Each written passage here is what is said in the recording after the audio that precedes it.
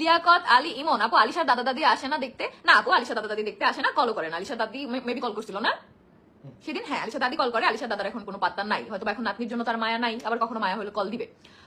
কেন আপু ভাই আর আব্বু আম্মু কি রাগ করছে তোমাদের সাথে? তাছাড়া আলিশা পাখিকে কেউ না দেখে কিভাবে থাকতে পারে? ঝুমুর জেসা, আমি জানি না রাগ করছে কিনা, বাট তাদের সাথে আপাতত আমাদের কোনো যোগাযোগ নাই।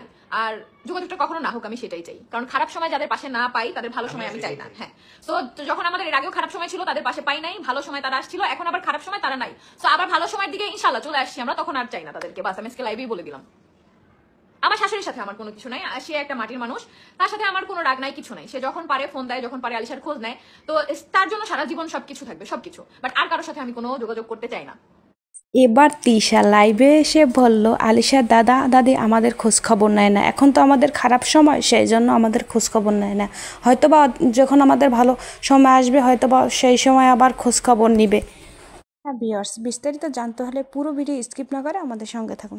বুঝছো? এখন দেখো কেমন আছেন আপু ভাইয়া? আলহামদুলিল্লাহ আমরা অনেক ভালো আছি। এই জন্যই তো কমেন্ট বক্সে একদল মানুষের আগুন লেগে গেছে কোথায় কোথায় জানি। আমি উফ, বের হয়ে যাবো, তুমি আমার নাম নাও, যা বের হয়ে যা। নাহিয়ান নাম নিলাম, চাইও না আল্লাহ। আমি পুরো আজকে ফাইজলামের মুডে আছি। ইমডি সজীব লিখছে ওর মাকে নাকি বিয়ে দিবে, তো এটা তো ঘটকালির জায়গা না। সজীব তুমি তোমার মাকে বিয়ে দিবা, ঘটক খুঁজো, আমার কাছে এসে লাভ নাই। ভাইয়া কই? ভাইয়া আমার পাশেই আছে, এই যে একটু ঘুরাই দিব তাহলে দেখতে পারবা। ওই যে ঘুরানো লাগেনি, দেখছো?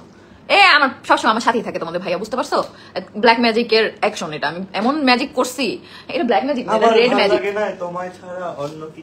বুঝছো? এই জন্য আমার ছাড়া বাইরে কিচ্ছু বুঝে না, সবসময় আমার সাথেই থাকে। আপু আমার নামটা নাও, জান্নাতুল মাওয়া মিথিলা, এই যে নামটা নিয়ে নিলাম। আলিশারে একটু ডাকো, ও কি ডাক দিলে দৌড় দিও।